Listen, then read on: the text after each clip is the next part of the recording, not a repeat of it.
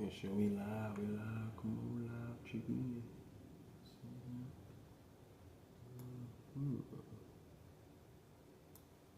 See my live working? All right. Look like our live is working. Look like our live is live. Let's go ahead and get live. Make sure we get everything correctly working.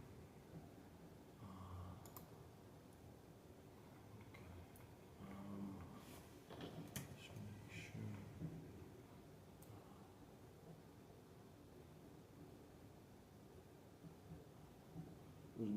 What's going on, everybody?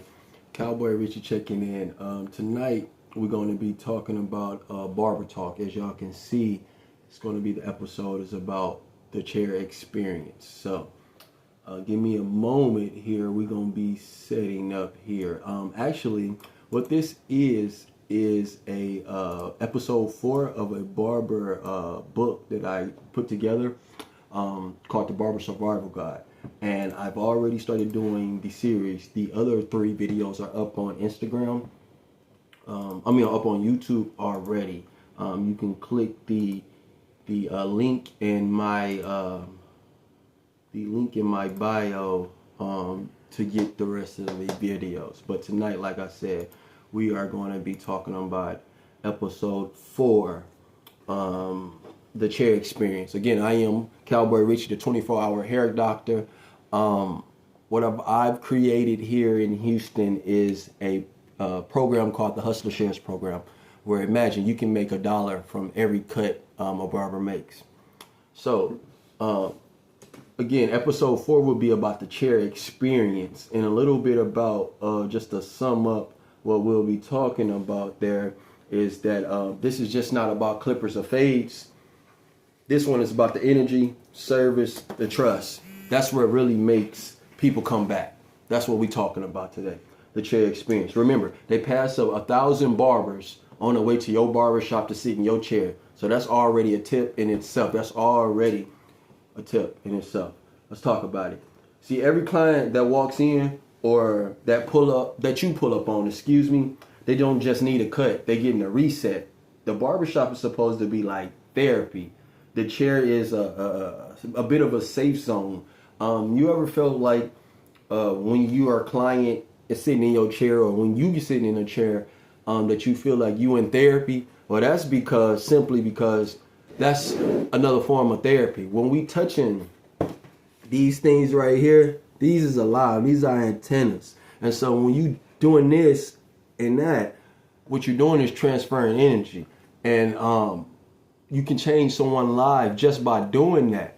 But going deeper than that, the conversation, the vibe, the energy that you set, that all goes into it as well. So first thing first, when I do is, I'll check my energy, first of all. Because like I said, when you putting your hands on people's head or they scanning their body, energy is transferring. So I make sure that my energy is good before I get to transferring energy on anybody else. Before every shift, again, you want to pick a word like I talk about in the hospitality book that I've written. You want to pick a word that's going to set the tone for every haircut that you do. And that's pretty hard to do, being that as barbers, I know that we have a lot of clients, but once you get to being a barber for a minute, you realize that every client is different. So what you have to do is now begin to adjust how you act, if you will, with every client. Now, that word could be calm, sharp, focused, whatever that word is, but it has to allow you to set the tone, the theme for that specific haircut. Now, the next thing you want to do before you start, and I think is a very important part, the very most important part, is the consultation. And the consultation is just the connection between you and your client. Now, if you and your client just got a relationship where you just come in, sit down and cut the hair, that's fine. But most people don't have situations like that, because you're in that chair for over 30 minutes. So when you're in the chair for over 30 minutes, you begin to build a relationship. You get to know a person. So first thing I like to do, of course, you want to excuse me, you want to ask them how they doing. Trying to talk fast, and my brain is moving faster than the words coming out.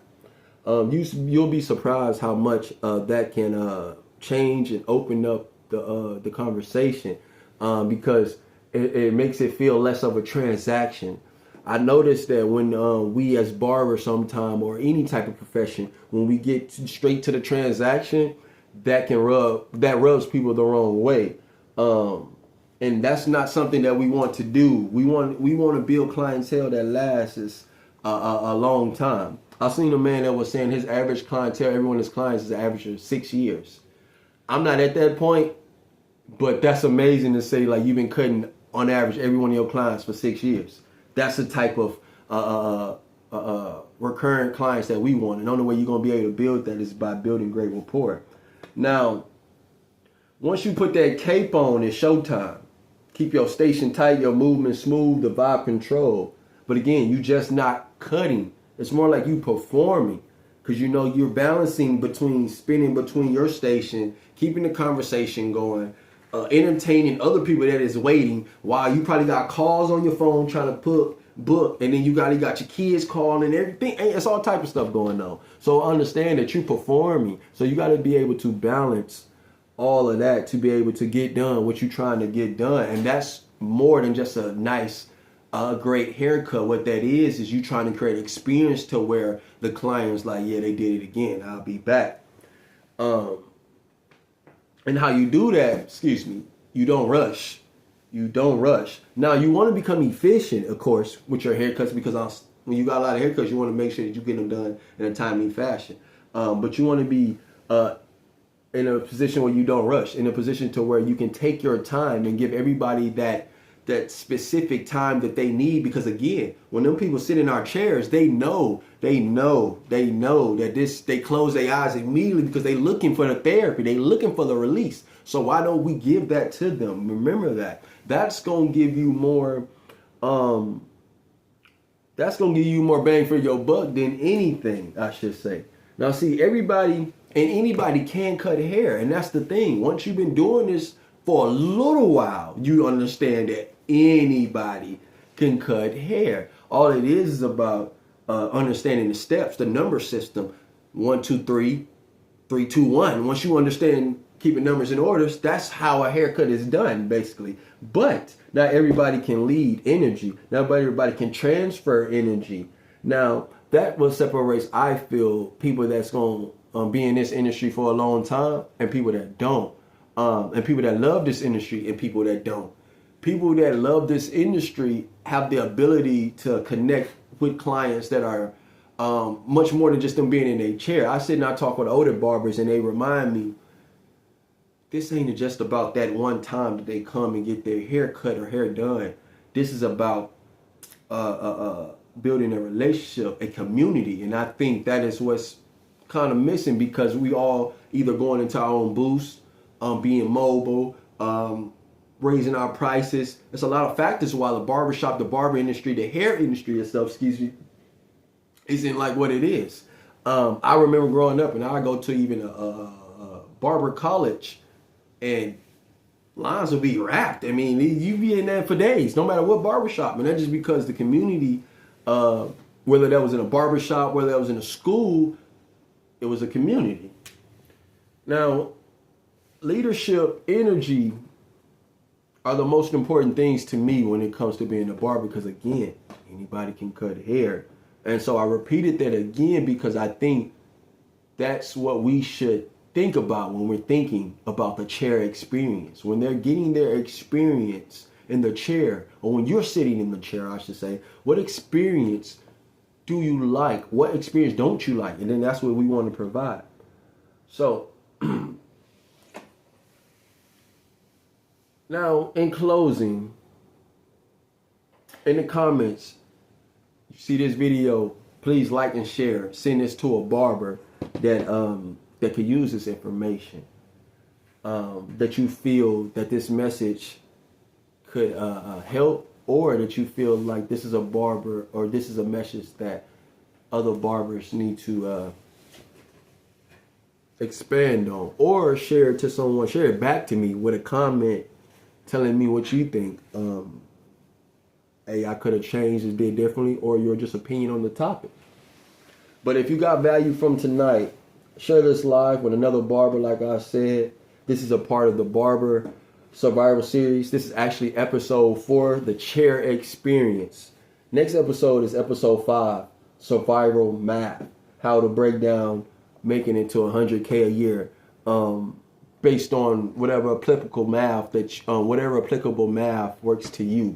Meaning whatever you charged for your haircuts. I'm gonna give you a system, and I'm gonna break down a formula that works no matter what on episode 5.